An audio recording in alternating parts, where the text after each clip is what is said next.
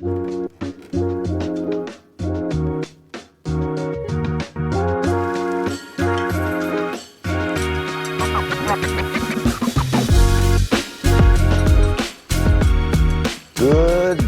day, good morning, good afternoon. What's up, folks? We are here back at the Front Porch. We got some conversation. Of course, y'all know what's been going on in the world. Well, fellas, let's say what's up to the peeps. What's up? This is Nick. How y'all doing? What's going on? It's great. As always, we got one As that always, ain't got sound. Mad You got to scientist. check back in, man. Your sound going, Warren. But we gonna move. Yes, sir. Your sound gone. But we gonna move forward and figure this thing out. But fellas, They as I might have said, found him, Greg. they got him. A conspiracy, man. You know. But fellas, we've been talking about no, sir, we can't. Well, we've been talking about this thing. I guess we just gonna go ahead and just title this "How do you overcome the bully?" And there's been multiple things that, of course, we can put the umbrella up under that. So, how do you overcome the bully, fellas? I guess we first and we need to define what a bully is, right? Right. So, y'all scholars, y'all want to define what a bully is? Well, we know the common term of a bully is someone that chooses to pick on those that are weaker than themselves, right? Mm-hmm. Those that are unable to defend themselves. In other words, quote unquote, they think they're unable to defend themselves. They appear to be weaker, and sometimes they actually are weaker, right? Sometimes bullies, whether by just sheer luck, sheer God-given, just by happenstance, get in a place of power over others and turn around and become abusive with that power. That's the bully. And to add on to that, I would say a bully would be someone that tries to controls your will without your consent. Okay. And yeah, I'll leave it at that. Go ahead. That's enough. I think they got a picture of what we're saying. Okay. So I guess this is the question then while we figure this other stuff out. Can anybody be a bully? Yes. Anyone. Because they're just by the sheer, I don't want to say use the term evolution or the sheer way things are designed, it's always someone or something in a more, what's the term? Weaker, if I guess I use the term weaker position than someone else. Mm-hmm. So if I choose, say for instance, if I see you running, if I see you running and your right arm is not working physically, mm-hmm. I can look at you and see your right arm not working and take advantage of you. That's you know what I'm saying? Okay. So anyone could be a bully. But what happens if my right arm is working, but you have a method of putting me in position where my right arm cannot work? Does that then make you a bully? Yes. Because the way you described it now, you described there's two types. Right, but the way you described it initially was you saw something physically or tangibly that I did not possess or don't have, and you I don't want to use the word took advantage, but that's pretty much what. Yeah, because some people of greed. Yeah, some people bully people physically in the terms of I'm gonna physically do things to you, wrong, mistreat you, because I can. Because I know you can't do anything about it. Well, my question was, when you said that, Nick, am I bullying or am I taking advantage of opportunity? Both. But it depends on, is it an opportunity? Opportunity for what? For me to do what I want to do. You've seen people do things to other people just off the whim. just because they could. You've seen this happen. Warren, we still can't hear you. No. So you've seen this happen. In the business community, they would say that's a great opportunity. They couldn't, they could not fulfill the obligation. I could. So that was how am I a bully if you can't fulfill the obligation and I can? Hey, because the person that can't fulfill the obligation will call you a bully because they lost. Well, right? That's how they like the you don't call yourself a bully. It's usually the person that is happening to. But I would think really that I think kind of just what I said about what bully does. They control your fate without your consent, right? They don't just like on let's take for instance the common bully. When we talk about bully, we talk about, let's say, kids on the schoolyard, right? Right. How the bully comes and he takes lunch money, he whatever he does, right? No, or take your lunch. All that is him doing because he has the power to do it without your consent, right? So that's what I would think. One, that's what comes to mind when I think of a bully. So because I don't have the physicality to defend myself, now you put me in a position where you taking my money, my lunch money every day. Well, yes, and it's we can go beyond the physicality, but in that case, that's what it would be, right? Because you don't have because I'm stronger than you, or have more power than you, then I insert that to change your desire, your will. But I would push I would push the envelope of that and say it's not the physicality that the bully takes, it's your mental capacity first. If I take control of your mind and make you think that you are not capable of doing something, regardless of your physicality, because here's the thing, I don't know how strong you are. But I do know if I take your mind away from thinking that you're capable, regardless of how, I mean, think about it. We've all seen this in the playground or in our hood. And we've all seen the person who, quote unquote, was the bully, who we said physically looked like they were stronger than the individual. But then when they actually fought the individual that they were bullying, they ended up getting their butt tore up. Right. Because that individual was scared. Okay, I see what you're saying. Yeah. So you see what I'm saying? So you take them mentally first. They took their mental capacity to be in this fight.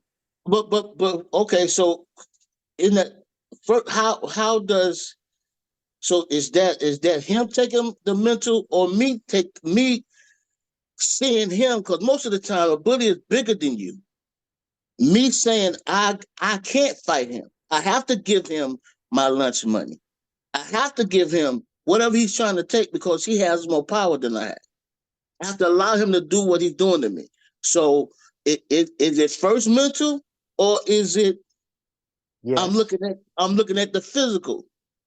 Your mental mind says, I cannot beat this person. So yeah, because bullies first they know you're scared. They can look, a bully can look at you and tell you're scared. Is it the bully that's taking my mental, or is it me setting up that mental block that's saying simultaneously? Both. I'm gonna say both. It literally, they pass each other, and is what I'm gonna say. But that's what I go back. You give it up, and they taking it, and they sitting there looking at each other, and as you transferring your ability to this other person. So let's go back to the original question I asked then. How am I bad if I tell you I'm gonna bust your nose if you don't give me your lunch money? Because how am I bad? Look, I'm gonna bust your nose. How's that? I'm telling you what I'm gonna do. I'm letting you know. It's not like I'm doing it behind your back. I'm not stealing from you. Because I know you go do something don't mean that is right. You still can tell me you go do it wrong and it'll be wrong to me. Right. But usually, can y'all hear me now? Is it Yes, wrong? sir. Yeah, we hear you. Yeah, We hear you. is it wrong? But yeah, Is it wrong for me to be able to enforce my will upon you? okay, listen, the Bible tells us that the strong are to bear the infirmities of the weak, right? So if that's a weak person, you are wrong for taking advantage of that person. You are wrong. So if I need, okay, listen. If I need that milk money myself, I know you got the milk money. Okay, let's say we come from the hood like we come from. Every once in a while, mom and them may have to change. If I need that milk money, I know you got it. So I'm wrong for taking yours. Wrong is two left shoes. Wrong is two left shoes. Wrong. Listen, you think somebody's milk money, but you know what? I was thinking about this. We were talking about bullies, but there are also bully systems. Okay, right. And we'll talk about that. But yeah, if you just because you tell a person, you know what I'm saying? Because man, I know you. There was some people in school that you were bigger than, right? Right. Now, if you'd have told that person, I'm gonna kick your hips after school, because you know the way we used to do it. I don't know if y'all used to do this, but they used to tell us if somebody wanted to get you, when we were in elementary, they'll put the fist up and then they'll put it on both of their eyes, and then they know, and you know what they're saying. They say, I'm gonna get you when school over. Yeah. Yes. So the only thing you're gonna create in my heart is fear, because I know I can't beat you. You see what I'm saying? Well, Warren, I'm gonna say this, Warren. If you told me you're gonna beat my hips, I ain't scared of you. Well, you know. If you use the word hips, you're a bad bully, man.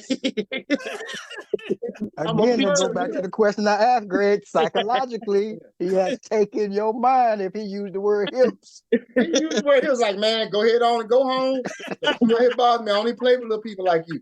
I tell you what, you need to go back and reevaluate that. How you go phrase that? I don't know what is wrong. I don't know what is wrong. Wait a minute. Now y'all know I was using a euphemism. I don't want to say what they said. Okay. Y'all know they didn't say hips. I'm just letting you know. Just in case you want to go into the bully business. It was quite a few more euphemisms you could have used than hips, bro. It's a lengthy line of things you could have said other than hips. Yeah. Okay, what can I say? I'm a whoop your behind, but then you start sounding like mom and daddy. It's better than hips. It's better than hips. I tell you that. I'm gonna beat you down. I'm gonna stomp you in the ground.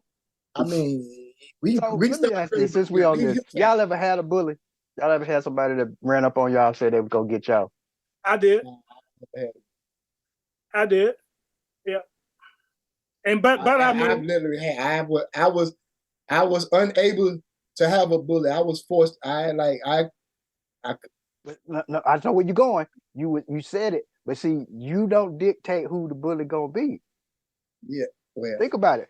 The bully comes out of nowhere in some cases, and I'm gonna point mine out. I had a bully when I was living in Georgia. I think I was maybe about 6th, 7th grade, maybe even 8th grade. I don't know, but me and this particular person were supposed to be cool.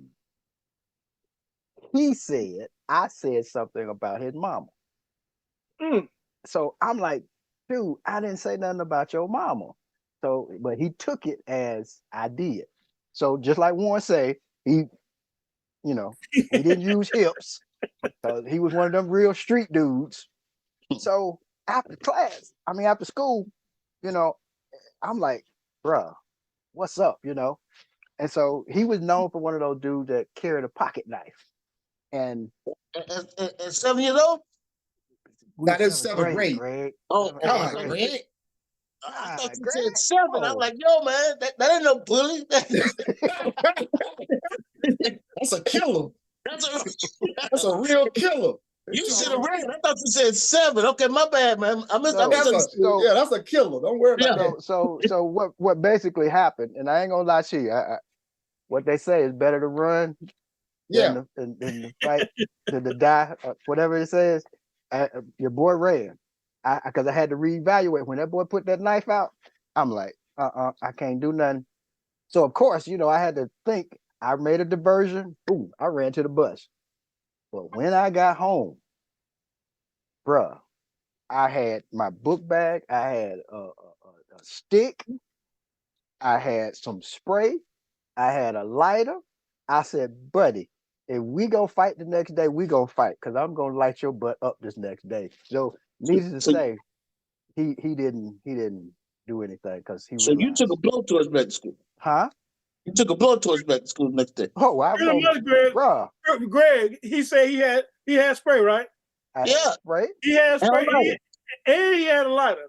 Yeah, So wait a minute. So we're talking about killers. he's the killer. The bully didn't know. My point Because exactly. you in the seventh grade and you know about spray and light. Yeah, My point exactly, which is where we gonna go in this whole conversation.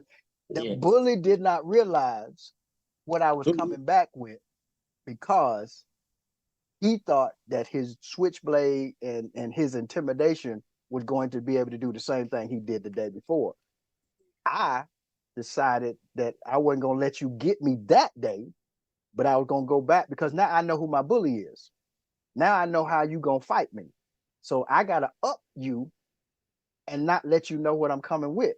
So no matter where I went that day in school, what I had always had something on me so that if he confronted me in the hall and wasn't nobody there but me and him, I was going to be able to do what I need to do. Of course, now I ain't had the spray and the lighter, but I was ready no matter where I went. But the issue became where he then, I guess in his mind, decided that it wasn't worth it Run it, because listen. he and I never said anything to each other ever again after that. Run it, listen. I apologize. Let me preface this statement with that. I can never look at you in the same light now. You was in the seventh grade and you took spray and light to school because you were gonna blow torch this guy. Seventh grade, running. Seventh grade. You had to do what you had to do. I was I, scared of that I'm, 4-inch blade. yeah, I can't get past. I'm thinking they actually, the TV show MacGyver, they probably based that around real life. Y'all know this. Yeah, this that. What you have watched? Bad Boys? Bad Boys. I mean, Where did you get that from? Huh? So what? I mean, because I was raised in From to do it. It had to spark from you had to see it somewhere, right? Science class, bro. I paid attention in science. They didn't teach us that in science. So you had a good science class then, because they didn't teach us that.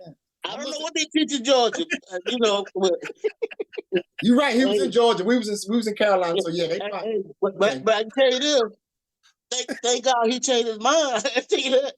No. I didn't change my mind. The guy I'm saying the bully. Thank God he changed his mind. Yes, sir. He had no idea what was about to happen to him. Well, that's all I'm saying. I'm trying to figure out what show he was. I know he say science class. No. Well, I can't. Yeah, you was. Bro. Okay, I want to go dynamic of the conversation. I want to go on with the show, the topic, but I'm stuck right there. Well, I'm gonna tell y'all this way. I was scared the day before, but I vowed that the next day that I was gonna be able to defend myself, regardless of what happened, regardless of when it was going down. I was going to be able to defend myself. Well, the problem was. Here's what I do know: if I ever get in something, you my first call. Yes, sir. Bring your bag. Yeah, bring your bag with you. Bring your book bag, right? Hey, that's the key word. When I call you and say book bag, you know. I know. Yes, sir. I understand. He's not a problem. Yeah. I understand. I got you, Greg. Nick, how long have we been doing running now? It's been a long time, bro. And wait a minute, we're running, and we never knew that you were crazy. We didn't know that. No. I was scared. I ain't gonna lie to you. You can dress it how you want to dress it. Yeah, whatever you want to call it. I understand you're a bishop and you got people under you and you want to make things look right, but I'm gonna let y'all know. That's beyond scared. Like they're scared. And then there's, okay, this is what we're doing. Yeah. I'm going to up you one. I done went past scared. Because It's just nice to know. It's just nice to know that that brother's on my side. That's all I'm saying. yes, sir. He using this great. Yeah, I'm scared. But in his mind, like, I ain't gonna let this nigga cut me. So what I'm gonna do, I'm gonna leave today, but I'll be back tomorrow. But, So but, this but, nigga done went home, put together a science project. yeah. Scared people don't come back the next day. Hey, but the way he said it, like that was common practice. With a drone out plan. I had prepared. Listen, I scared you yesterday. You come back the next day with a drawn out plan based on if I meet you anywhere. Yeah. With a blowtorch. Yeah. You know what? And Okay, then okay, when you think about it, that's between the age of 13 and 14, Ronnie. I mean, bruh, down in Georgia. Bruh, Yeah. they had already labeled me anyway, Warren. They had already labeled me that I wasn't going to make it through high school. I was going to end up in the system. So, and he was already in the system. So, what they say, y'all? Well, Thank God they didn't have TikTok and Facebook when we was coming up. That's why I say I leave these kids alone, cause Ron, they really wasn't wrong. They really wasn't wrong if you brought a blowtorch the next day, man. That you weren't gonna make it. They really wasn't. here's the I thing. mean, it was by the grace of God. Yeah, Up you're right, until Greg. this moment By the right grace of here, God. By the nobody grace of God, knew. he stepped in and changed you, man. You know, but they was right. But you beat those odds, man. Up Yes, until sir. this moment right here, nobody knew what was in that book. Because I didn't even tell y'all now. I had the stick. I said the stick, right? I heard the stick. But the stick had a nail in it. Oh Lord. My thought was the stick was when you go rub it together just in case the lighter No, didn't no, work. no, no, no, no. I went home, got me a stick, and put a nail in it, bro. Put a nail in the stick. Yes, sir. All right, okay. Let's get back So to the I topic. figured out I had to figure out I had to overcome my bully. And that was gonna be my way of I'm overcoming gonna my say bully. this though, Ronnie, and we can go back. They had you pegged right, you just overcame. Yeah. What it is. You one of the lucky ones. You just overcame. Yeah. That's Yeah. it. Yeah. Thank God for His mercy and grace. You was Yeah. what they say you were No, what I they was said you not. Nick, wait a minute, Nick. Bother me, Wait a minute, Nick. were. Can Okay, you, Ronnie. wait a minute, Nick. Can you imagine that evening?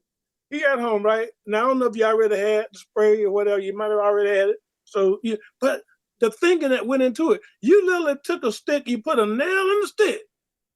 I mean, you literally took time to create this that was going to devastate that young man's life. Greg, right? You're right. That's by the grace of God. Because, man, you would have But devastated. that's the difference between them people and us. When our killers go home and put together a plan, they coming back to kill the person they after. Yeah. The other people come back and kill innocent people. Yeah. See, he was gonna kill somebody. It was just gonna be the person bothering him. But the other people come back with AK-47 and shoot up everybody. So now here's the reverse of the question, Nick. He bullied me. So now am I now a reverse bully because I had a plan that I was going to defend myself? He didn't really bully you. He thought you said somebody's mom. Good question. But now now that you know what was in my possession, partially, now am I a reverse bully because now I'm going? No, because you never said nothing to him. You didn't. No, that's the point. That so you said they labeled me. I never bothered anybody in school. I was defending myself, and not. I wasn't the person who was going to walk up to a person and take their lunch. Sometimes people can look. Sometimes, okay. Sometimes, like that's why I say, bullies can identify. Sometimes you can identify people by their appearance, by certain, maybe the way they walk, the way they talk, the way they deal with situations. I'm not saying it's right, but sometimes you can tell how a person is. They labeled me, Greg, Nick. They labeled me by my academic status, which means that I wasn't in the top 1, 2, 3% of academics, and because that the school system said that this person is not, how would I put it? Suitable for society. Suitable for society. Well, yeah, So by them not putting emphasis, and then me getting to the point where I'm like, I just need to do enough to get through, then so I was, but still in that, I was still never a bully to anybody because what the school system said that I was or was not. I was just trying to figure out how to get through and get on so that I So could so get so so so let me ask this question, and we're gonna get back. I'm trying to get back to the topic what we was talking about, right? So with that being said, as a society, as we being bullied or consider ourselves being bullied, is it okay for us to take any means necessary to get the bully off our back? I Is think is it so. is it okay for me to have a book bag Yes. with a blowtorch in it? Yes. That's me now. which is the question Wait a minute, I asked. no, wait a minute. So we're using blowtorch and whatever. We're using that as a metaphor, right? Metaphor, right? Yeah, Okay. this is So it's okay for me to use any means necessary, whatever I deem fit to. You want me to say yes again? I'm trying to get You ain't everybody even else got to caught up. extend the I got question. you. I got you. I got you. But I'm trying to get everybody else caught up. So does it mean that it's all right for me to use anything? I would say anything legally that's not going to get you put in jail. well. Now, What okay, happens when maybe it was hold up. illegal, Wait, Warren? wait a minute. No, let me back up. Because back in the days when they were marching and whatnot, they got put in jail, and it was deemed illegal. So let me just squash that because that's not the case. That's not the case. Because with a bully, and I'm gonna say a bully society, they control the rules. They do. Yeah. They, So they, like you said, they choose to decide what's legal and what's not legal. yeah, but I think one of the best statement phrases I heard was the guy Lewis before he died. He talked about good trouble. You know, sometimes you have to get in trouble to fight the system. We used to, and we've lost this. I guess because I was raised by men, I have a certain different perspective than most. I was taught as a young man by the men in my life two things: die on your feet and be judged by 12 and not carried by 6. That was our rule. So when it comes to me protecting or anybody trying, that's just how it was. It was enemy. There was no rules. Once we cross that line, there are no rules. That's the way it's supposed to be amongst men. That's how I see it. Okay. So we established what a bully was. I'm not trying to take over the show. System, a man, anything that oppresses So you. Once you cross that line, there should be no rules. so let's define what the bullies are, other than what's on the schoolyard. What's the bullies are, and I guess in our community or today that's trying to suppress. Cancer culture is the bully now. Well, it has been for the last couple of years. That cancel culture, where I can't even state an opinion because if I offend someone, I now can get canceled. Even though I'm telling the truth, huh? I say, and not only canceled from, but then your livelihood. Yeah, that's that. So, who is the bully? If I state something that's truthful, you don't agree with it, you have the power some way to cancel me and affect my livelihood because I spoke the truth. Is that reverse bullying? Like white folks try to say reverse racism is a crazy thing. I don't even like using those terms. But that is the bully now, the cancel culture. That's one of them in society. Yeah, I have no in society today.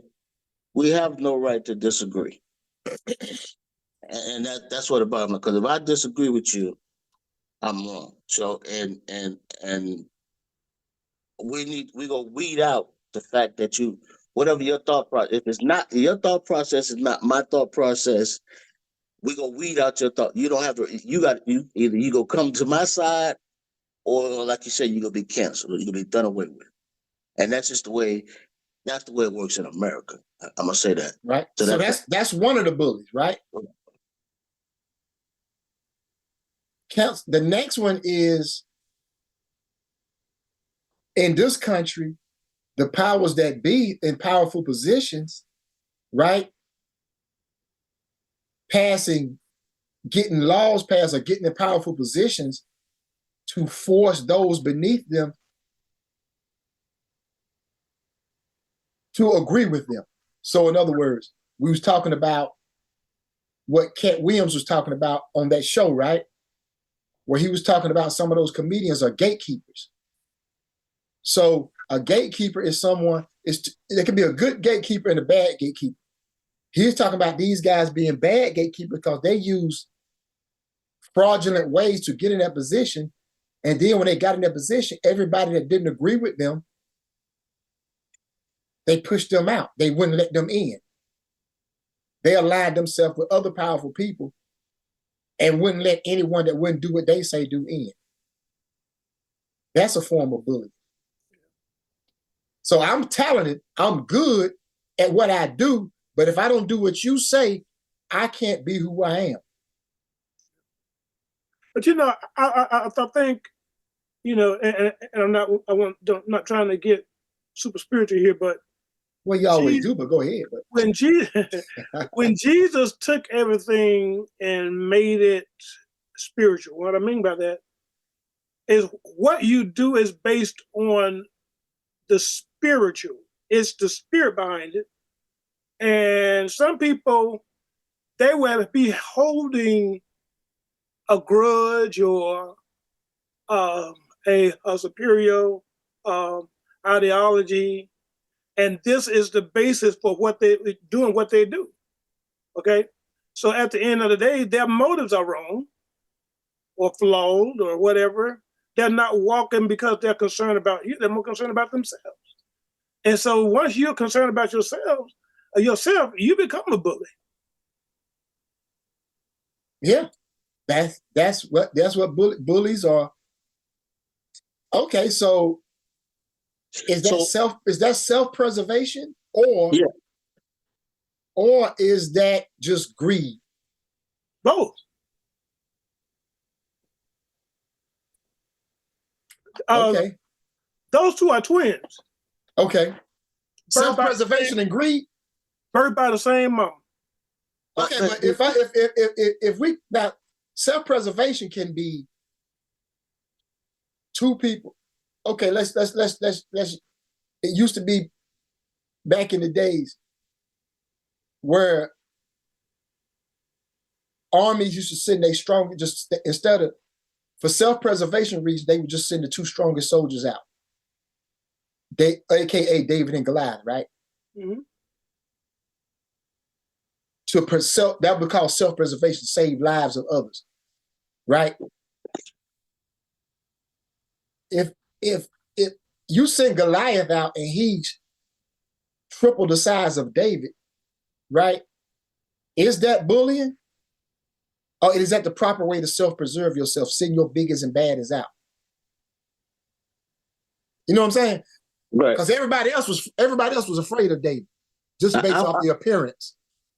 But aren't I supposed to send David? I'm not David. Aren't I supposed to send Goliath out if that's my biggest and baddest? Well, that was. I would say yes. That was the form, or that was the rule of fighting there. Right. But they tell the story as Goliath as being bad. They use it as a metaphor as being bad, but that was what they were supposed to do. If that's what they had, they were supposed to send him out. Right. But then it goes back to the question I asked. I go back to the question I asked earlier. Right. That's not bullying, though, is it? Are we going to label that as bullying? No, I wouldn't label that as bullying because that's part of the system that they fought in, right? The and like I said, like Warren, I don't want to go too deep into the scriptures, but that was the problem, it wasn't the problem that they sent Goliath out. It was the problem that they didn't have enough faith that God was going to be with them in the battle. And so that's where David came in. Like, but that's a whole different, or is it? Well, well, But it well. goes back to the psychological question I asked earlier. Oh, Did so they, let's hit your question again then, right? Bring it out. Throw it out again. so the psychological question that I asked earlier was, just because Goliath was bigger, did he not take their way of thinking first before? Because you got, if you read the scriptures, they got psychologically off balance because they looked at his side. Uh-huh. When based on what we read in that account, not only was he big, but he was a warrior, right? So Right. they just felt like, we don't have a chance against this guy, because when they would fight, they would tell you, send out your champion against that champion. But we learn a lesson in that though. Okay, and again, I'm gonna have to go a little spiritual here. We learn a lesson there, is that, yeah, let's say Goliath is the system, right? Big system. He comes out to, first of all, scare us, because they had been there a number of days, and he was talking junk, And one thing that got to David, they were talking about this uncircumcised Philistine, talking this trash about the God of Israel, right? So, but David goes out, and he has confidence not in himself. He has confidence in the God that he served, right? And that's how he was able to defeat Goliath. He was able to defeat the big system, let's like that, because But the the faith people that that he were had. around him, remember now, Saul tried to put his armor on David first before David even got out there to fight Goliath. Yeah, but David's faith wasn't in Saul's armor. His faith was in what God had given him, which he had been using all along. He was a shepherd, and he was using what was in his hand. That's what he was using. So But he didn't Warren, want in that same sentence, let me push on just a little bit. In that same sentence, how many people are pushing something that looks like Saul's system, Saul's defense system, on us to defend ourselves, when us as believers are supposed to believe in God? And then what I'm hoping you're getting to is that in David's trust in God's ability to defend him, he then realized what God had gave him. Mhm. And so what I'm hearing y'all say, it's okay for David to use a rock and a sling, but I can't use a blowtorch. Well, see, wait a minute. Now you are combining two situations, and both are a little different, right? But David, he said he had killed, I think, a lion, and it might have been another animal that had tried to attack his flock. So he was accustomed to using that sling, right? And so my point is that if we to fight the system, right, to fight any bully, we're going to first of all have to not have faith in our own self. We have faith only in the fact that we go out and do what God says to do, right? We go out, and then we have to have faith that if we do what we're supposed to do, God's going to do what we can't do. You know what I'm saying?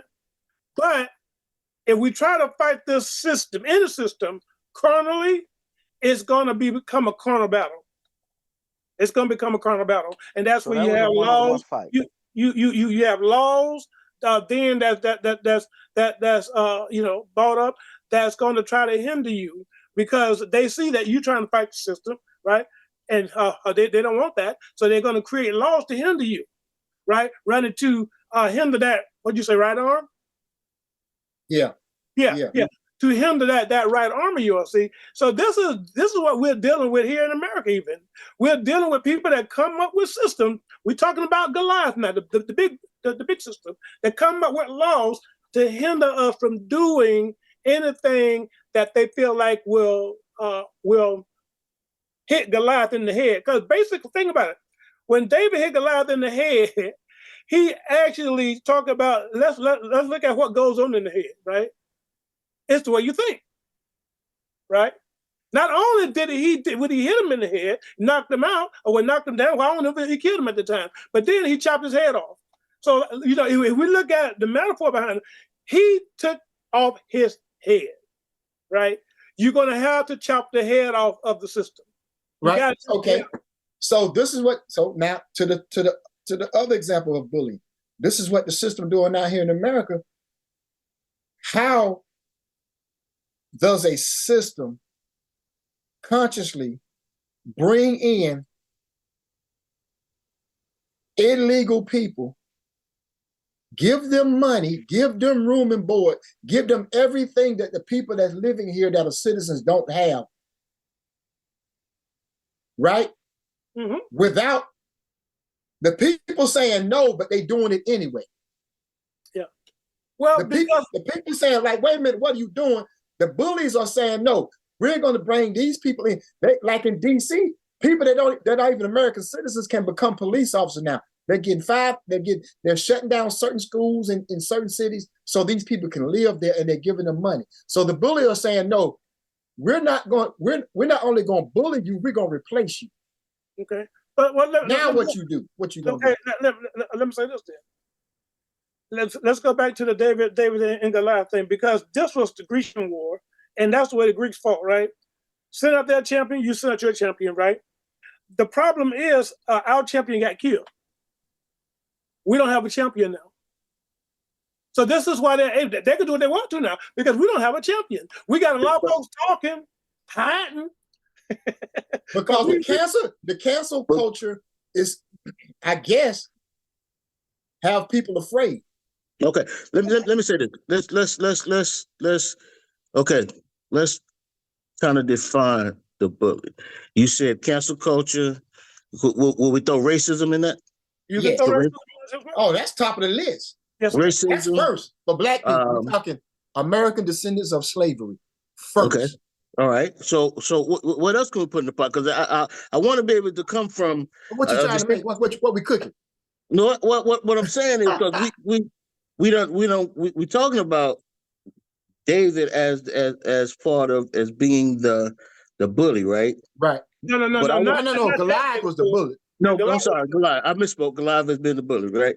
But I want to bring home, what are we fighting now? Who is the bully now? You follow what I'm saying? So, and how do we still take on the same method or the same weapons that David, or have the same mentality that David had, or fight with the same weapons that David had? So I just want to kind of define, even for the listeners, so they won't think we out everywhere. Okay. Define what we're fighting. The bully is the American system. Identify the American system. The American system has been in operation so long without being challenged in a way. Yeah. And every time it's been challenged. Remember, before the bully used to just take people's lives, just kill them, get rid of them, and just keep kill. Remember now, you're talking about there used to be times when the bully, you've got politicians who went out and had gunfights in the early 19th, 20th century. You have fights on the Congress and Senate floor. You've had, this used to be just physical violence. So right. The system has morphed from the physical violence to the mental violence. So the system keeps recreating itself, but it hasn't changed, right? So it's the American system. The American system finds a way to try to shut down anything that try to come up against it. But then again, like I said, Greg, you're right. You identifying what we mean by the bully. I want to add something else in there as well. And I would love to talk about it. Let's talk about the bullies that we have in, let's come down right down to it. Let's talk about the Black church. Let's talk about the bullies we have there. Okay, let's talk about this mentality that we have adopted. And when you say something about it, they'll attack you. You know what I'm saying? They'll attack you. I know y'all seen things going on in the last couple of weeks that people are talking about. You saying, "Oh my God, what's going on?"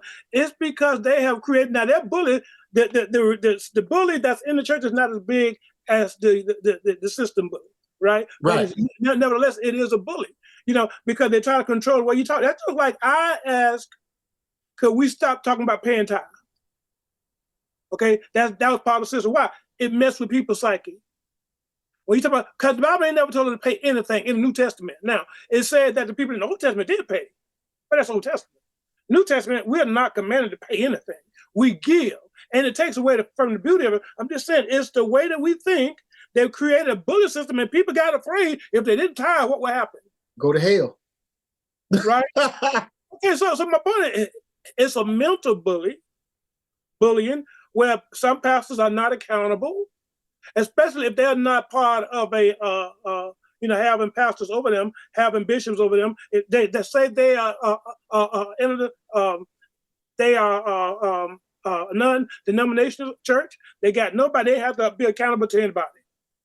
Okay, fellas, that sounds like a good place. We need to take a pause and pick back up. We can pause, but he done taught his last Bible study. I can tell you that. I know that's right. That's why I'm trying to get him out of that, so I can help him out a little bit. We're gonna take a pause right quick, and so we can see if we can talk to his pastor, make sure he's still in good grace. We'll be right back. The wrong button. Hold on, I'm sorry. Welcome back to the Front Porch Podcast, where we are trying to make sure we save people. Life here. So fellas, we ended up in the last, before the last break, and we are talking about the American system, and Warren, of course, graciously brought up the Black church as far as and what has been identified as the bullies. I have no idea where y'all want to go with this, but well, first of all, I want to say, am I Cat Williams now, Warren? Am I Cat Williams? Am I Cat Williams now? 2024 is the reckoning. And now what?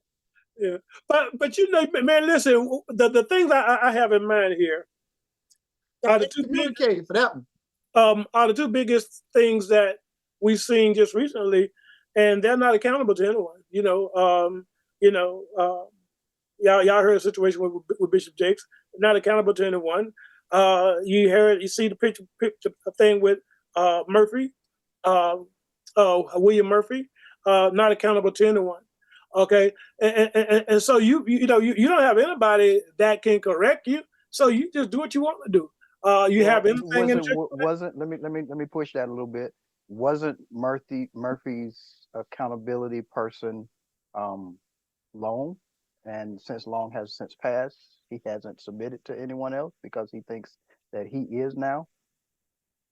I didn't know that, but I mean that could be the fact. It could be, and then get online and try to justify it. What happened to Murphy? I missed that. Yeah, I missed that one, man. Oh, y'all don't see that? No. He was swagging in the church and walking it out. Yeah, on New Year's Eve, he had them pumping through the system that song "Walk It Out" and said, "We're walking it out."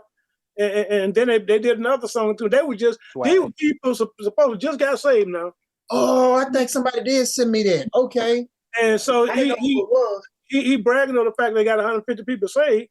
But once he got saved, he's talking about walking out, and they down there walking it out, doing the dance in the church that they usually do in the world. And he had another song pumped through, and so he said in his defense, he said himself, "If you can't out-soul win me, shut your mouth." But now, just 2-3 weeks prior to that, he was a defender of Carlton Pearson. Yes, he did. He rebuked the church because a lot of ministers, that had come up under Carlton, or that were actually given influence through Carlton Pearson, said that they wasn't at his funeral. So the church missed it. So for those that listening doesn't know what Carlton Pearson thoughts was, because everybody listening are not churchgoers. Okay, Carlton Pearson, he came up under Oral Roberts. He went to ORU, and he you got to realize he came out of Church of God in Christ too now. Yeah, he came out of Church of God in Christ, and so he knew. All of a sudden, one day he was thinking about people going to hell, and I guess some of his loved ones and friends even. And he just stopped believing that hell was a reality and started saying God is going to save everybody. He even said that if Satan repented, he believed that God would forgive Satan as well. I mean, it's just stuff that's just not in the Bible at all. And then he started finding fault with Scripture, looking for faults in the Bible, saying the Bible had been corrupt, things. So he was saying some stuff, man, that any and I hate to use, I'm gonna use this word, I ain't gonna say hate to use, any evangelical minister, pastor, whatever, they cannot actually agree with that. So And so, so, go ahead. so basically he started saying things that was contrary to Scripture. Contrary to Scripture, right. Okay. And so much to where some of the ones that were big names that were really in with him, fellowship with him, they stopped fellowshipping with him. Okay. So once he died, William Murphy had problem with the fact that those people were not at his funeral. Now, Okay. let me say this preference before you go further, Greg. Those people who stopped fellowshipping with him in reports have said that they spoke with him on occasions to try to get him to understand that his thoughts were contrary to what the scriptures and what he had already believed years prior to. Right. He chose to continue down that path. And so they said that we're going to insert what the scripture says, that we came to our brother, you didn't, quote unquote, want to get it right. So we didn't have to disassociate ourselves with you because you chose to go different than what the scriptures have said. Right. That's what they. Wait a minute. Look at it. And then let me say this. At his funeral, there was a so-called bishop, and I'm going to use that word, so-called bishop, who was saying that he came up under Carter Pierce, and Carter Pierce understood him, blah, blah, blah, and he introduced his husband. Came up under Carter Pierce and introduced his husband. Yeah, because if you remember, once Carlton Pearson went the way he went, he was rebuked by all other churches, right? So therefore, the only place he ended up, if you go back, they did a PBS special on him. He went to a quote unquote, no, I ain't gonna say quote unquote, it is a gay church with two married male pastors together. He's been there, yeah. They brought him in. Well, but let me tell you this, just to show you. So that's why what it was. He was able to. That was the only place he could go after that. Yeah. In other words, let me tell you this: how William Murphy was right in the same vein with him. Two females came down. They had adopted a child, and they were called themselves married. They had adopted a child, and he blessed the child. He blessed the child. A couple, same-sex couple, he blessed the child, and he was saying that the church is going to have to just accept this, and I'm paraphrasing it because this is just part of what we're called to do to get people saved, blah blah blah blah blah, and same-sex couples. I mean, these are things that we just cannot agree with. That goes. So now we just moved into it's still the same lane of bullying, right? Because now we know that we're just gonna stay in America, right? At one point, slavery and brutality and the cruelness to black people,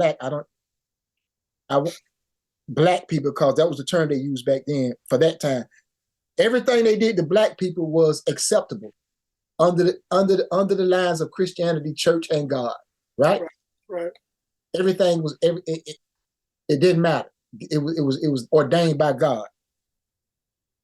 But the source, You saying that they said it was ordained?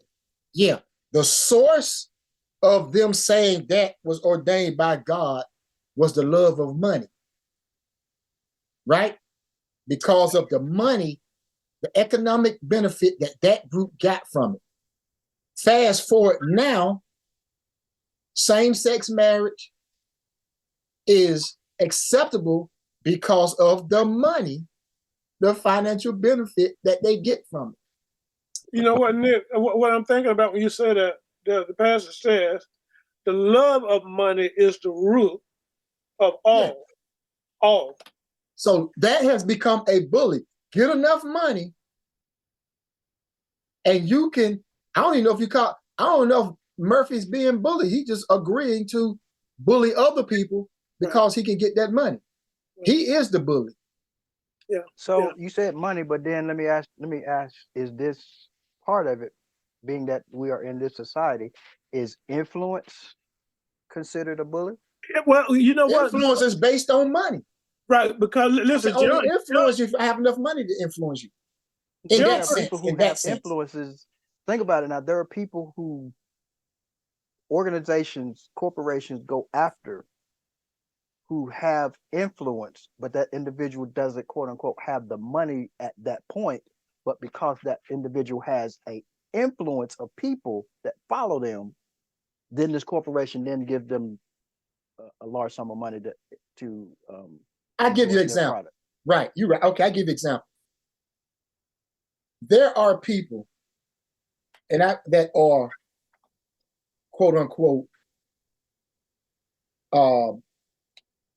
let's say gay, right? Who are being bullied by other people that's supposed to be gay, right?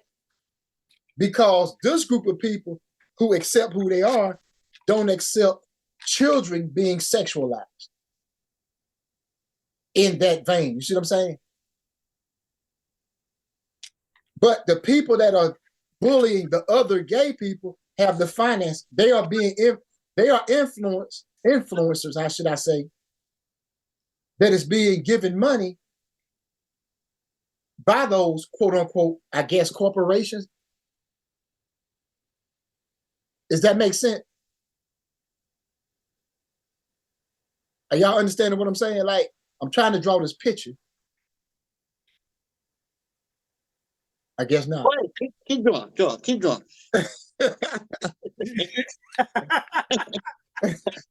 Don't put the pen up. Keep drawing. Keep going. Keep going. Go ahead. So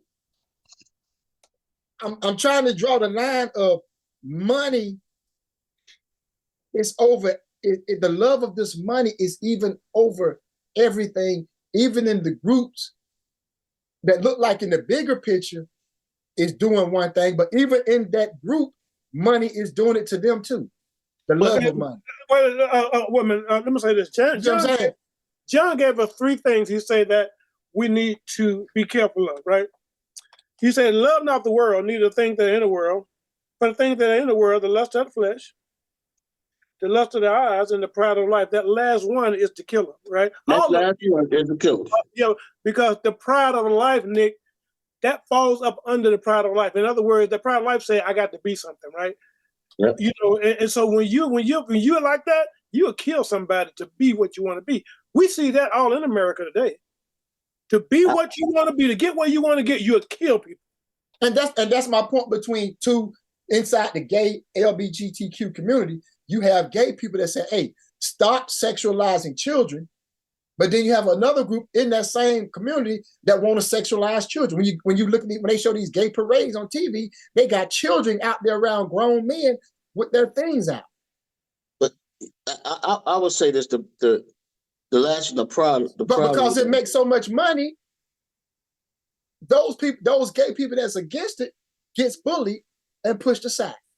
But Nick, I'm gonna say the pride of life outweighs the money, and the reason why I say that, because we can have those kind of what Ronnie, you mentioned about influence, right?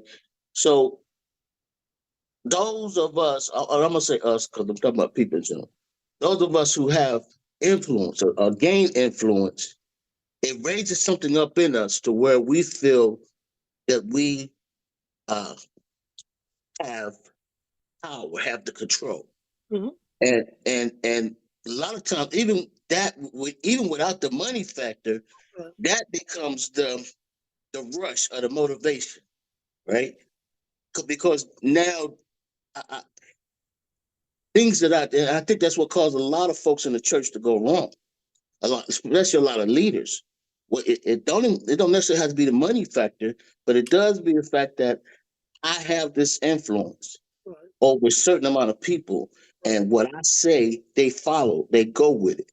And a lot of times, and that's why a lot of times when that is challenged, especially in the church, in the black church. When that is challenged, that's why you have churches lit up. That's why you have people do a lot of things. So I understand your thought about the money, but a lot of times it's more than money. The pride of life. We get high on having power. Okay, Okay, well, wait a minute, let wait a me minute, push, let me about, push back right quick Nick, then. what you're talking wait a minute, about Nick. actually ends up Hold on, being hold on. the spoils of the influence that I have. It's not necessarily the thing. It becomes the spoil. It becomes the fruit of my Mhm. influence. It's not You the mean the thing. money, Ronnie? The money.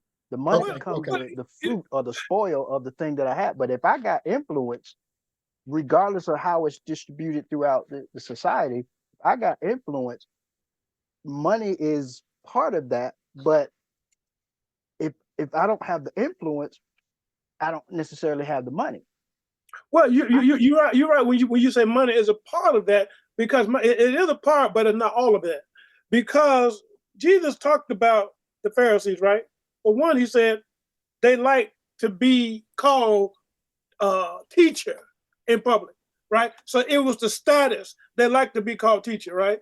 But then he also said on another occasion that they rob widow houses. So it was talking about the money, right? Because their influence they love being addressed a certain way, okay, because of the influence and make them feel so. But then they also raw widow house. Why? Because of the influence they got, they can go in those widow houses and they can end up getting that money from them, right? Because of the status that they have. That's what we talk about the pride of life, right? When you reach that pride of life, there's a lot of things come up under that. A lot of selfishness, a lot of covetousness comes up under the pride of life. So let me define this then. Let me make sure I got this. So I think I got it now because y'all had me. So the pride of life we can define as someone who realize they have been giving the gift of influence and they have taken that gift and abused it by attaching the love of money to it. Nick, a lot of times they're not giving it. A lot of times they want it and they take it. But they had to realize at some point that they had that influence, the ability to influence others. Right. But when we talk about, but you're right. You're So right that's about the pride of life. You're I right. realize I have a power, I have a gift, and then I in turn abuse that gift. Well, I wouldn't say gift all the time because I would use gift, and this is just me. I would Okay. use gift in the sense of from a and this is gonna be a bad Warren gonna get me from a divine perspective, from that perspective, or the other part is I may have a talent right. to be Okay, influenced. gotcha. So Okay. Well, Is that not influence? Is that not a talent? Like a teacher? but but listen, let me say this though. If y'all heard about Hitler, they talked about how good of a speaker he was, right? Yes. He can sell you oceanfront property in Kansas, right? That's the way it was, right? And so some people, like you say, they have the gift, if you will, or the talent to be able to talk. Some of them just know how to, they know how to put phrases together. They know how to excite people and things. So I think it'd be wrong if we pigeonhole this. I think it's too big for us to pigeonhole it because there is a lot that falls up under this, but it's not always given. A lot of times you take what you want. That makes you a bully when you take it, right? so You then want it. the description of what we're talking about, what you going towards more is a bully gains a level of influence that causes them to, in some cases, reap the benefits financially and have a following of people to help fulfill their desired goal. Is that what we're saying about the bully? Is the bully has a level of influence Uh-huh. to gain, in some cases, financial increase Okay. and also have a following of people to fulfill their level of um their desired goal. That's because that is what the bigger side of that. That is what the American system does now. The American system allows, quote unquote, influencers that will stay in line with the system, right, to become, quote unquote, more financial wealthy. They would end up with more of the perks, the love of life things. They would end up with more things if they stay in line. So this is why you see people in the church doing what they do. What they remember they said FBI, we talk about the church, faith-based initiatives. Mm-hmm. Once churches started taking those faith-based initiatives from the government, they had to fall in line with the government. They could no longer be politically correct or incorrect.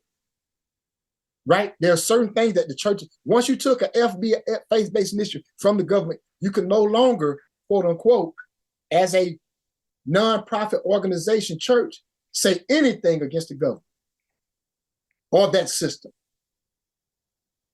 So what the government did, it took that money and give it to the influencers. And the influencers in turn did what they did, became bullies from the pulpit, for lack of a better word. So does that all ties together, correct? Am I correct? I don't know. I don't want to do any oversimplification there. I will say this, is that, yeah, the government have gotten into the church because they offer the church that, they could be tax-free. And I imagine you would be held accountable for what you say. As far as. But is that oversimplification? That's just a fact. That's just a rule. That ain't even oversimplified. That's just a rule of what. That was part of taking it. Yeah, but it made it. It's a little bigger than that. How? But that is part of it. It's because not all churches stop saying anything about the government. Not all churches do. Matter of fact, I tell you one, the church I go to, he say what he want to say. I mean, he's careful with what he say. Come across the pulpit, but he talked about what the government's doing, and he talked about the stuff, for instance, what they're doing in Africa. A lot of times they will throw a stone and they'll hide their hand. But when you got people that goes over there, they see what we're doing. So yeah, he talks about stuff like that. So that's why I'm saying not all churches let the government control them like that. Right, but here's the different one. I think a lot of our churches are not on the radar, so you can't say what you want to say. Well, that's true. Right? That's true. That's true. If you're not on radar, the difference is, I think the difference between the black and the white church. The white church, they don't care. They jumped in. You had a lot of, like you said, the evangelicals said a lot about what they said about 45. They didn't care about what, because they figured they weren't going to lose their status. Right. I think we in the black church are concerned about losing that status. Right. And that's what hinders us. Now, if you want to, that brings in the part where Nick was talking about the money. So if we're going to allow, as the black church, because we don't have that status, control what we say, then yeah, it's about the money, and we're in error, right? If we're going to allow that to happen, so if we got to decide whether we're going to be on God's side or have a tax exempt. Because I'm not even mad at the white evangelicals, because you could not agree with them or be mad at them, but they use their pulpit for the benefit of their people. Point blank, period. They stand on it. And the problem I have, like with our side, is we don't use ours anymore for the benefit of our people. We don't stand on it. Well, I read where there was several churches, because in Florida, it might be more than Florida now, where they won't teach Black history. Those churches, those churches decided that they're going to teach it. Yeah, Florida and Texas. Churches decided they're going to teach it, and I applaud those churches. Yes, yes, because our people don't need to be ignorant of what happened. You know what I'm saying? What it is, I don't think it's necessarily us. They're trying to keep from seeing it. It's when the white churches decide that we're going to teach it. So that's when you're getting somewhere. Because I don't think they're too concerned about us learning what happened. They don't want, from what I hear, they don't want little white Jimmy, to feel guilty about his granddaddy cutting off that man Peter and putting it in a jar. They don't want him to hear that. So he can continue doing what they've been doing. So he can continue to be a bully. Little Jimmy needs to know where I get these tendencies from. Yeah, because they want little Jimmy to stay a bully. Exactly. Right? There you go. You stay a bully. You don't need to know. Look, what they call it. Dr. Joy DeGruy talks about it. That I'm like, if we suffer from it as people, descendants of enslaved people, then they suffer from it from descendants of slavers. You see what I'm saying? Yeah.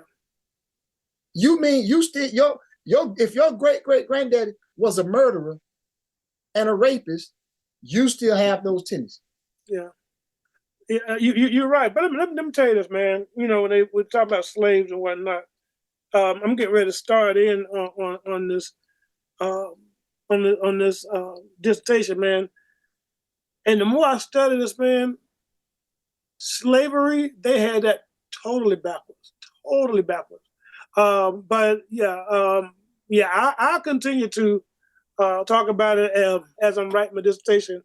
But they had it so backwards, Nick, because remember I was saying this before. A society is based on servanthood.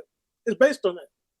The reason I say that because when we go to work, or when people go to work, they are selling their services for a cost, right? That's the way every society is set up. You sell your services for a cost. You are in agreement with that man or woman saying, okay, I'm going to work so many hours and you're going to pay me. That's the way it's supposed to be. That's the way God set it up. Okay? But then when you start forcing people, that's when it becomes the bully. You force people to do something against their will, and you got the power to enforce it. Unless this person... I'm an organization. I have these jobs available, and you agree to work. How am I forcing you? No. I'm not saying. I'm talking about slave owners now. People who force people to work. I'm not saying companies don't force you to work. Now they can tell you if you don't come in, you get fired. But I'm talking about people who was forcing folks to. I'm talking about that chattel slavery. That's what I'm talking about now. When you force people, and if they didn't, the only way they get out is what the Bible said about the Christians. They love not their lives unto the death. When you are not so in love with this life, and if it cost me my life, it cost me my life. That was the only way you could deal with that kind of system. But let me say this. I know we say the companies don't force us to work, but we can't. Society forces us to work because we can't live or survive without working. And where that comes in at that same company that offers that job, they also pay the government to rule in their favor. In other words, instead of we having a national law that's, I guess they're trying to get it at $15 an hour. Let's keep it at $7. And so now I petition the government to keep it at $7, so I don't have to pay you 15. So that's all part. I guess it would be part of that bully system we're talking about. And if I engage in that, then I'm a part of that system. That would be a tributary, if you will, like a better term, off of the big bully. You see what I'm saying? Because you're right. It do have bully DNA in it. It does. Well, I mean, Because the little man doesn't have an opportunity to lobby, if you will, the government to say, I mean, they do, but the average man doesn't have the Exactly. No, they don't, Ronnie. I could not go right now and try to Well, go. the only place I'm talking about, Greg, is unions. Yeah, okay. That's what I'm talking about. Unions have the ability to speak for the working class, but Right. South Carolina and other states don't Don't recognize it. don't Yeah. recognize the union. So Yeah. there's nobody speaking on your behalf Right. to. So Well, you know, corporation if or you your have nobody negotiating skills. you have nobody speaking on your behalf, then you lose your champion. You know, you don't have a champion now. Well, I mean, that's where I said the other part of that is you don't have anybody negotiating, or you have to then become the negotiator. Yeah. But remember now, if you don't have a champion to go out and confront this big system, you may talk, but you're gonna talk very gently. You're gonna watch what you say. because you're easily replaced. Society we live in. Yeah, you're right. I mean, that's it. So yeah, here we come back to the bully. I mean, man, this thing is so big. We live in a bully society. I mean, we live in. How do we overcome the bully? We've talked about all this other stuff. Now, how do we do it? How do you overcome the bully? One bite at a time. And we ain't talking about no Tootsie Roll Pop, man. You can watch too many commercials, boy. No, you know that I think they say it's an African proverb. They say, how do you eat an elephant? Yeah. It's a one bite at a time. See, but here's the problem. This elephant keep growing, man. And then he continues to grow and he continues to feed. Matter of fact, we're not eating the elephant turn around and bite us. So that's the point. What do we do? How do we get to the point where we can't eat them one bite at a time? You got to have help. This is not a job for one man. This is a job for multiple people. Right, and I agree with that. Because you remember we was talking about, you said we don't have a champion anymore. Our champion died or got killed off. And we go back into what we was talking about David and Goliath. That was the fight then. What is our fight now? We don't have a champion to send out. We right? So since we don't have a champion, how do we fight within the rules that they set up now? Because they ain't worried about no champion. It's just a system, right? Right. So how do we fight in the system? Nick, I mean, it's like you said, it's gonna take more than one. But how do we do it? Nick. But you got to look at it this way now. It's the system. Let me say this because I'm then gonna turn it over to Nick. It's the system, but it doesn't matter, quote unquote, who's in the system, as long as you're willing to allow the system to continue to do what it's doing. Because think about it, this system didn't just start last week. No, the system is hundreds of thousands of years old, and there have been multiple people who have operated within the system as a gatekeeper. But the system is the system stronger than the people who are in the system, running the system, or allowing the system? The system is the way you think. It's the ideology, right? So yeah, it is stronger than the people. It's people thinking the same way, okay? And this is really what the Bible tells us to do, mind the same thing, right? We should be thinking the same way. But it's people who think the same way. That's how you can function in the system. You can't get in the system and think contrary to the system. Right. I agree with that. But does that make the system stronger than the people? Because you're right. It takes those that are operating the system to keep the system going. Right. Right. If there was enough of us that thought differently, then the system would die out. Right. You're right about that. But then So let I me don't ask I you, don't. Huh? Most it's a two systems, system. I mean, it's automatic, right? It's automatic, but it's like what you said before. They don't want, or as Warren said it, we got to keep little Johnny blinded from the truth, so he can know, so he can run this system, right? Right. Little Johnny got to fall in. He got to be one of the gatekeepers in the system.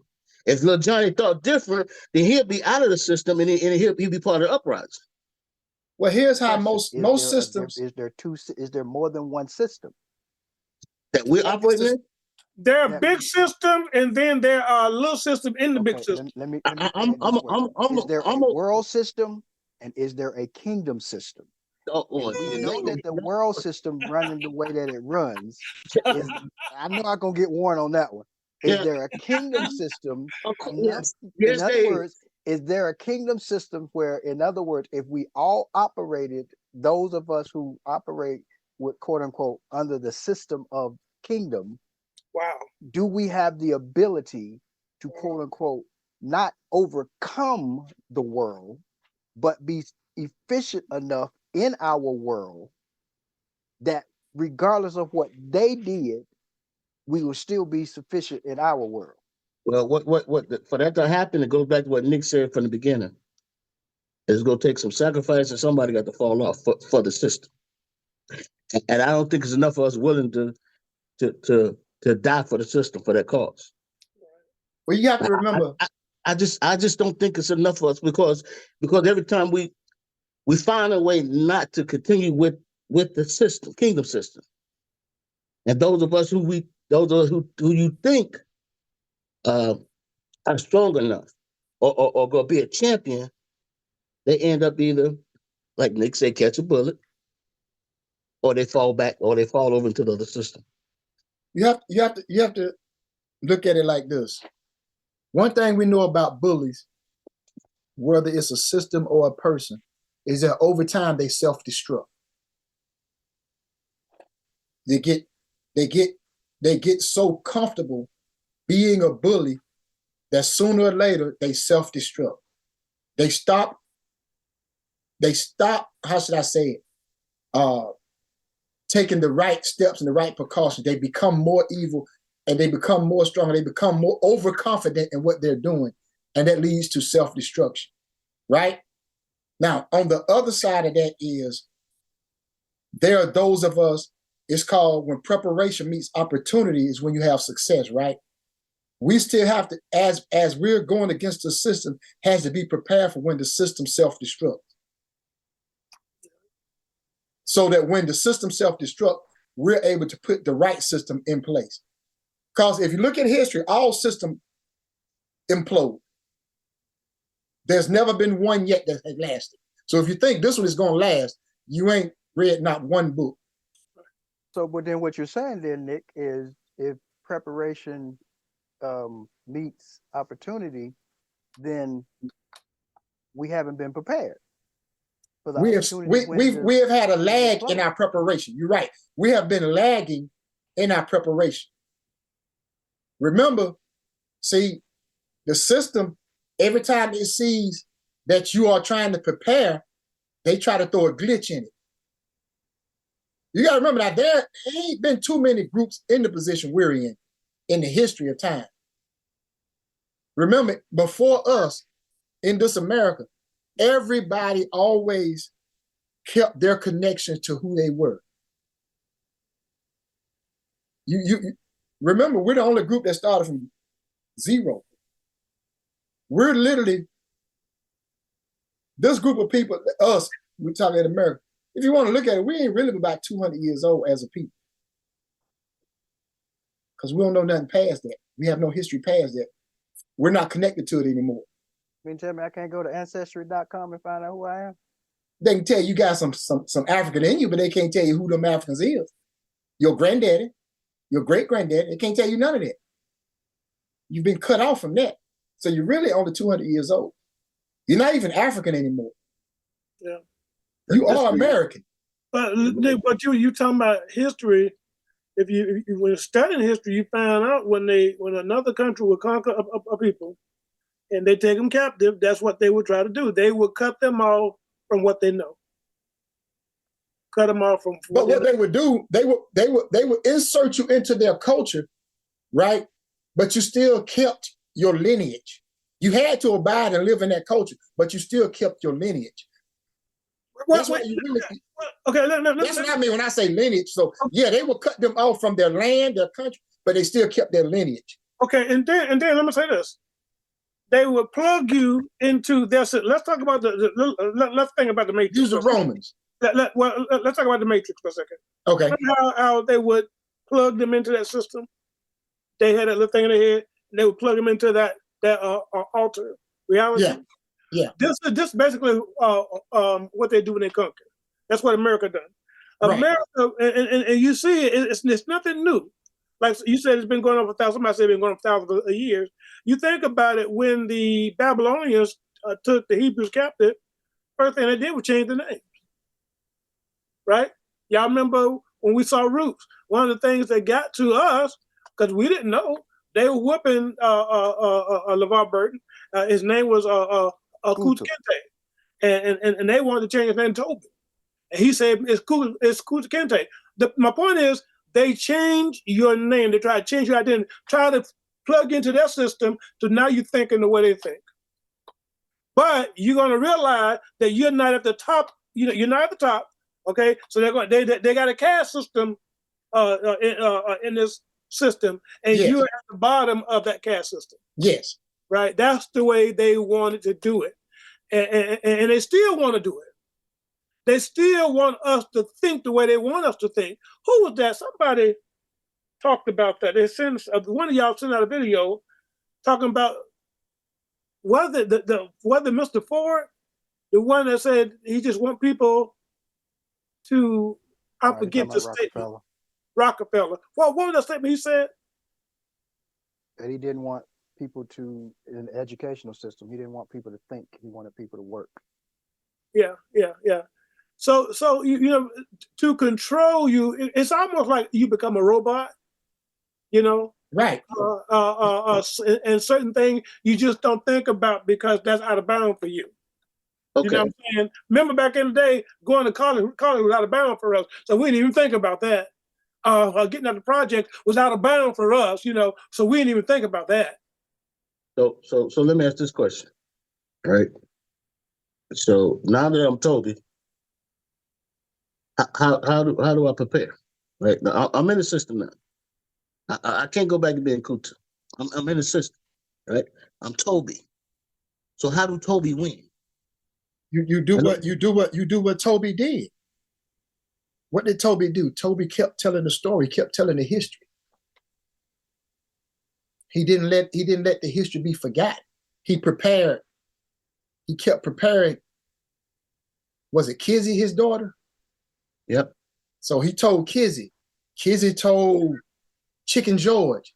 Chicken George told so and so, and they kept. You have to use the tools you have. So how do we invent? Because we stopped telling the story, and then now you got people in Florida. Now they want to get in on and stop telling the story. See, because the story prepares you. Right. That's it. The story prepares you. They're telling Martin Luther King's story way off than what they ain't even telling Martin Luther King's story even close to what it was. Yeah. Nick, let me say this: you cannot adequately prepare for the future if you don't know your past.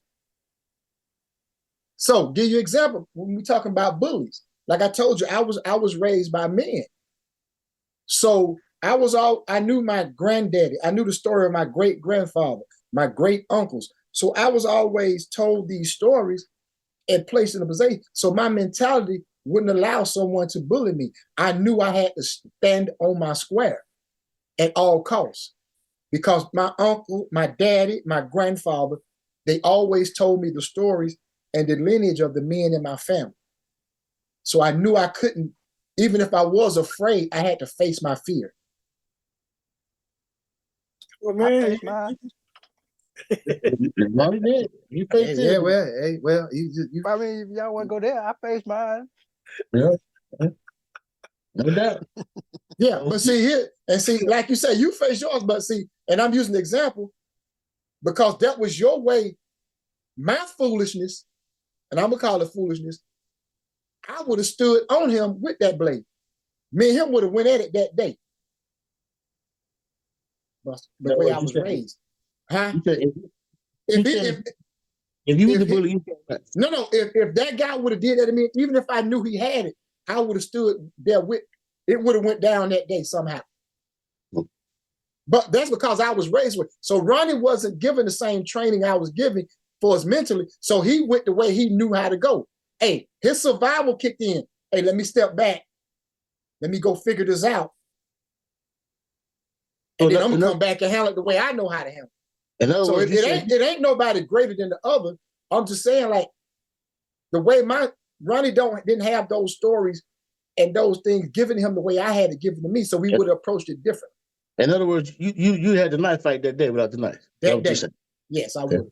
Okay, so let me ask you this. So did Ronnie rebel against the system the next day? No, Ronnie did what he was supposed to do the next day. He met. Oh, I guess you could say he rebelled. He met the system. Yeah, because the system would say, this guy got a knife, he gonna kick my butt. But I bet you that system looked at Ronnie the next day and saw something about Ronnie, and he ain't bothered Ronnie no more. Because Ronnie rebelled against the system. You're not gonna kick my butt now. I didn't vote it. I never confronted him. No, don't say anything to him. But I bet you a different level of confidence. That's my point. He saw that. Yeah. He something that he looked at you that next day and say, okay, I'm gonna let this go. You see what I'm saying? Because he saw you move. The way you walked off the school premises the day before compared to the way you walked back the next day was two different people. Yeah. But Ronnie, look here. I want to ask you. Now, I don't know how many years ago that's been. The next day you walk back like, yeah, nigga, you from that I wish a nigga would. Now that it's in the past, what did you say about that guy's mama? Nothing about that. He said he never said nothing. I never said anything. Well, why did he get think you said? Warren, it's like this. All of us are friends. And it's like all of us are friends. And it's like me getting blamed for saying something about your mama. Why would I say anything about your mama? We've been friends all this time. What benefit do I come with saying? You know what that was? You know what that was? Remember we was coming up. Remember we was coming. Remember we talking about black communities back in those days, right? Somebody said something about his mama, but sometimes that person is scared of the person that actually said it, so they take it out on the person they think they can beat. Remember, that used to happen a lot. Because I don't have people try me because they thought they could get me. And I ain't had nothing to do with it. I was just, remember you be standing around somebody cracking jokes and everybody laughing, and you laughing so hard, everybody laughing. But that person get mad, the person that said something funny about him, he can't beat them, so they go to the one that they think they can beat, like, nigga, why you laughing? Wait a minute, everybody laughing. Well, he was considered the school bully. I mean, nobody messed with this dude. And then, like I said, all of a sudden, he decided that I was the one he was going to, say something to that day.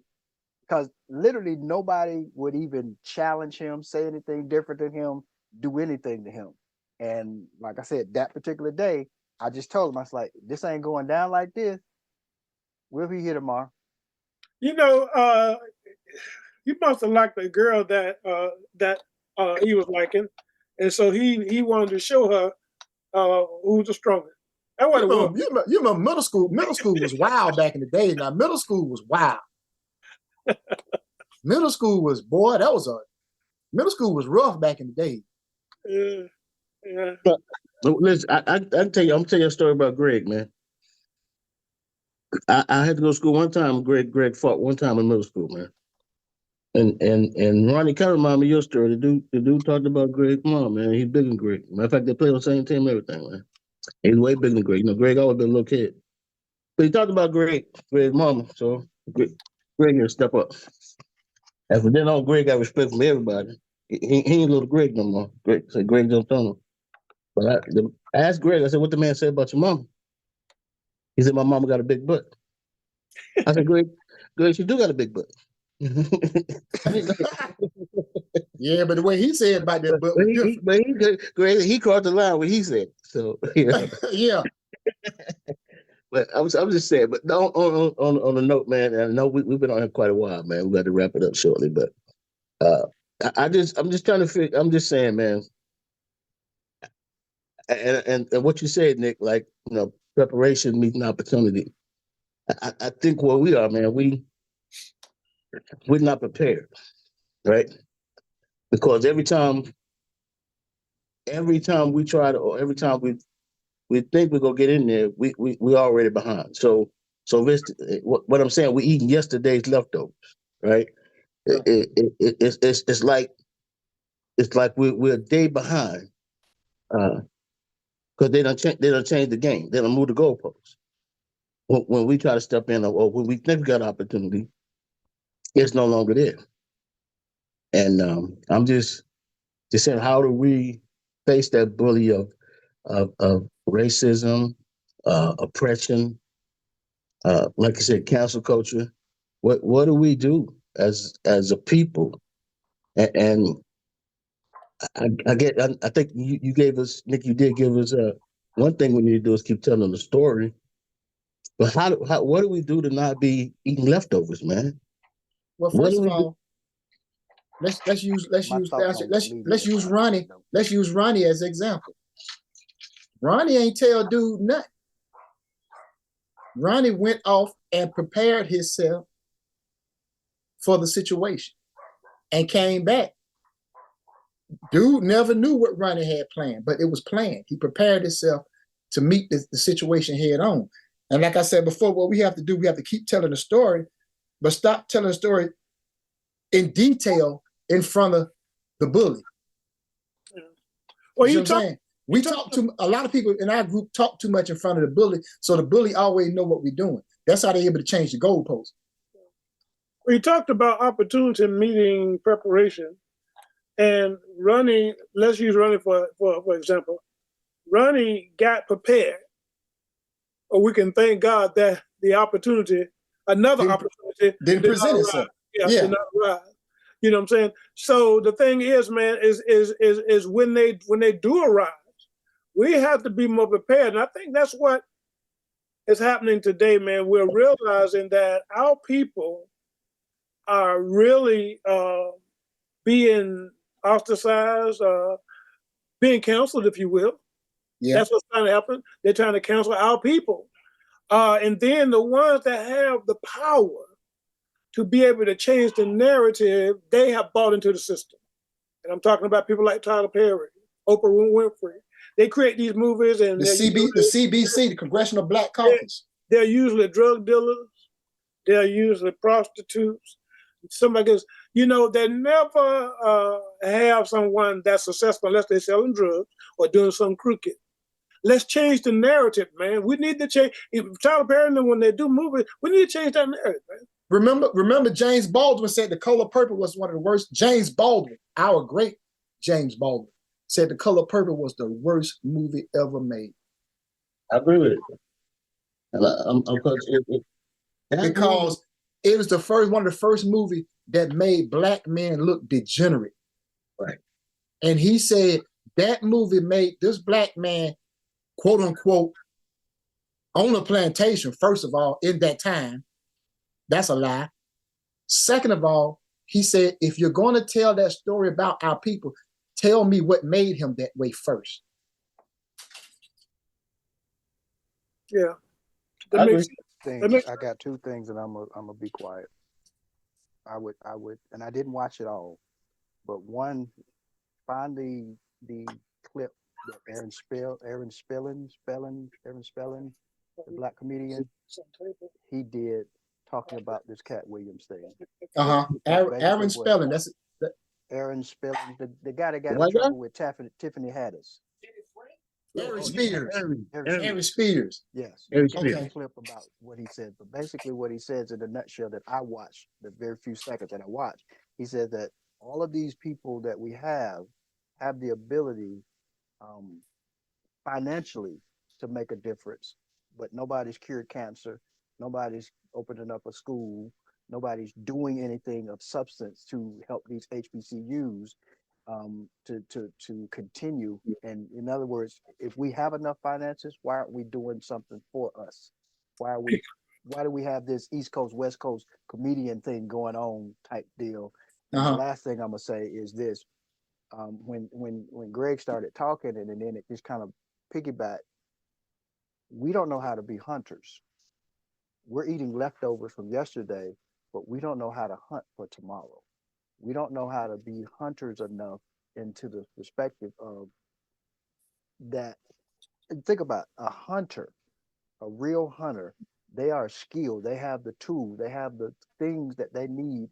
They study the prey that they're going after. They know how to do a turkey call and how to do a deer scent, and how, you know what I'm saying. So we don't study to for our next meal. We're just eating off what's left over.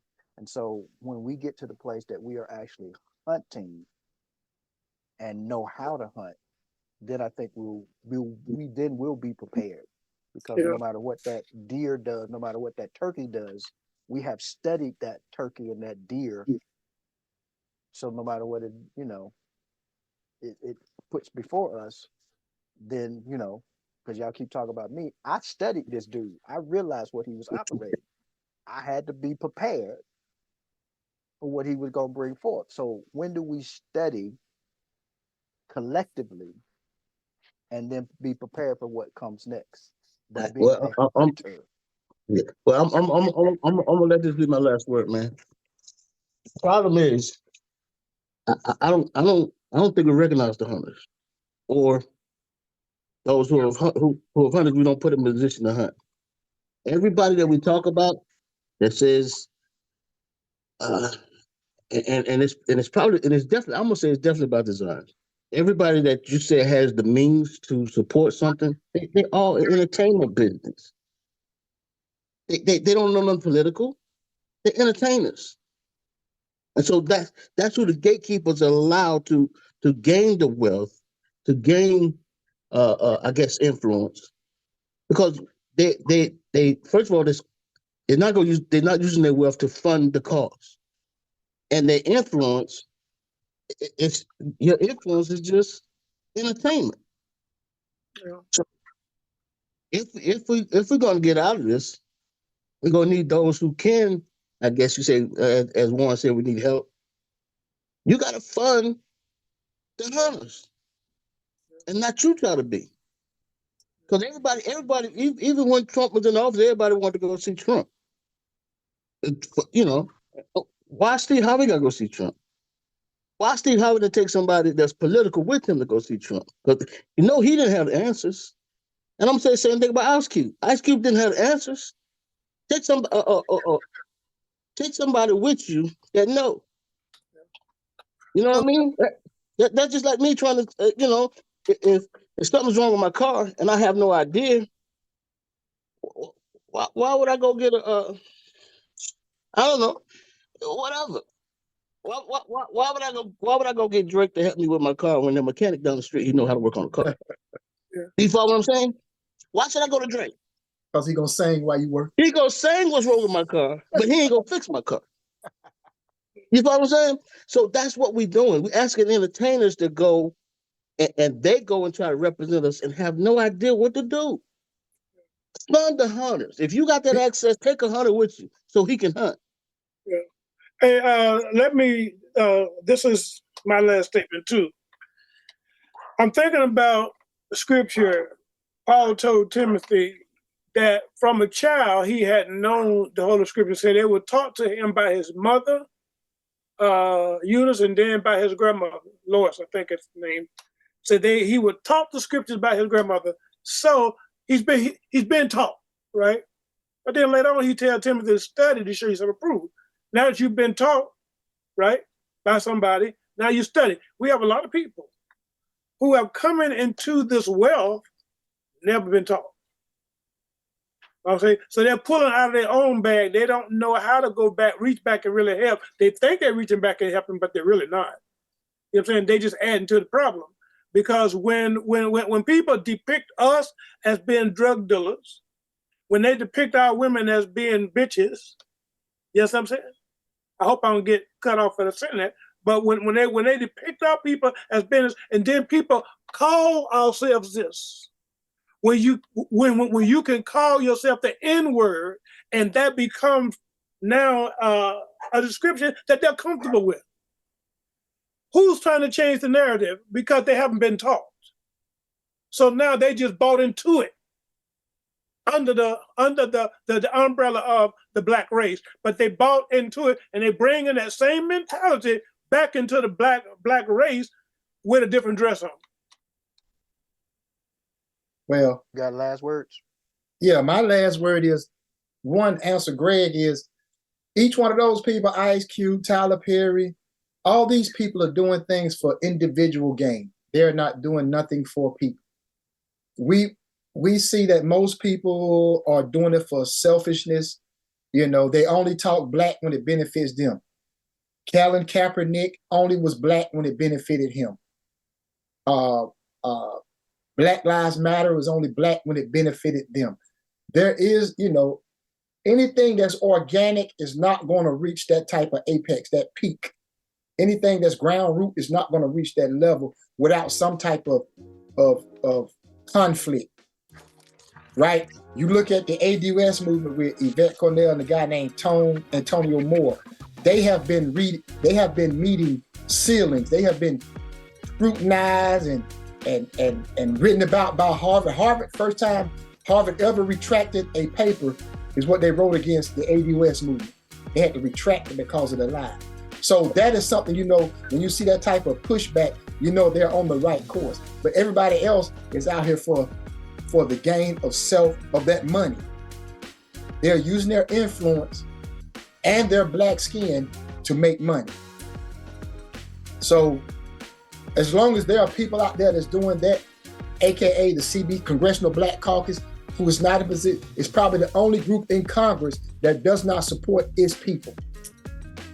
The Council of La Raza, the Asian Council, every other ethnic, the Cherokee Nation, the 5 tribe nations, they all represent their group. The Congressional Black Caucus does not represent its group. They quote unquote represent everybody. You're not supposed to do that. Morally, you don't want nothing to happen to nobody else, but you're in a position where you're specifically supposed to protect your group's interest. So our problem is everybody in our group that sticks their face and their head out is in it for selfish interest. That's it for me.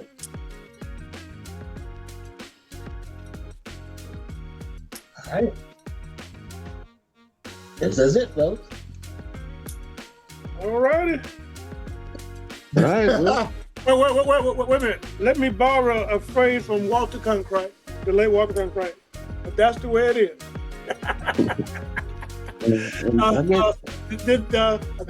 These are the men on the front porch. Good night. Good day, people. Let it run into a Stucky. 5 stars. That's your new name, man. I'm gonna call you Torch from now on, man.